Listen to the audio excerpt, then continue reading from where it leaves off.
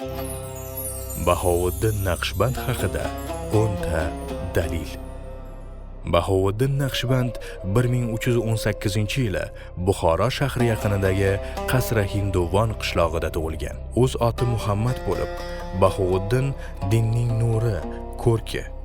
Uning unvoni Naqshband esa kasbiga nisbatan berilgan nomdir. Ko'ngling yaratganda, qo'ling esa ishda bo'lsin.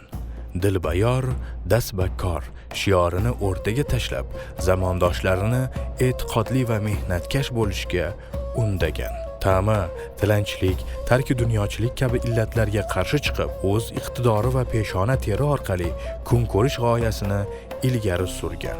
O'z ta'limotiga birinchi bo'lib o'zi rioya qilgan va butun umr matoga naqsh, gul solish hunari, ekin-tikinchilik bilan shug'ullangan. Bahovuddin Naqshband ustozligida 10,000 nafardan ortiq tasavvuf namoyandasi ta'lim olgan.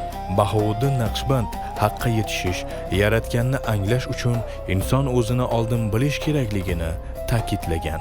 Naqshbandiya tariqatining halollik, bilim va mehnatni ulug'lashi uning yurtimizdagina emas, balki Afg'oniston, Pokiston, Hindiston, Eron, Iroq, Suriya, Yaman, Saudiya Arabistoni, Misr, Falastin, Turkiya, Bosniya kabi o'lkalarda ham keng tarqalishiga sabab bo'lgan. Bahovuddin Naqshband g'oyalariga ergashganlar orasida ko'plab mumtoz adabiyot vakillari va tarixiy shaxslar ham bor.